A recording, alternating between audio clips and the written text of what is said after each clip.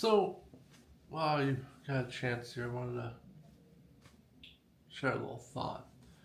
And this one kind of is fitting where I'm sitting right now. I'm sitting in, and I'm here at the shop. And it's a thought about preparation because you can't get to perfection without preparation. And let me see if I can explain this.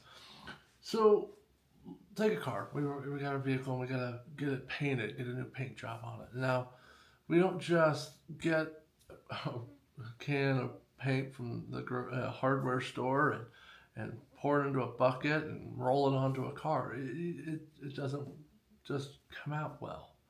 Yeah, it's done, but it's not what is needed to look the best at it.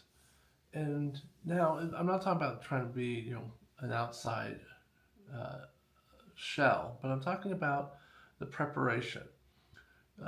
So sometimes you got to take some of the metal down, or the paint down to the metal to find out, hey, there might have been a little pitting rust in the metal itself, and so you got to get that out.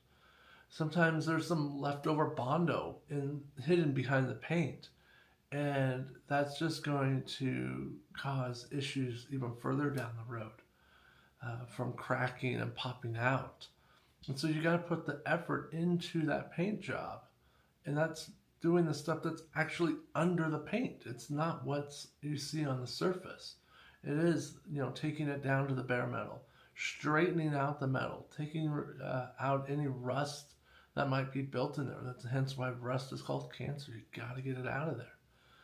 So those are the things that you got to be aware of, and it's interesting to think about it as in life. We can't seem to move forward if we just slap some bondo over the problem. We sometimes we're just going to have to do the hard work and clean out the problems. And well, how do you do that? Well, that could be a little tricky because it depends on where you sit. Sometimes that could be just a simple apology. It could be, restoring something that you've done to solve that problem. But sometimes it's going to take a little bit more. And you're going to have to step up and do those things to be able to get that perfection and makes things a lot easier down the road. You can't just keep putting another layer of paint on. It's not going to solve the problems. So, you're not alone. God loves you. I love you.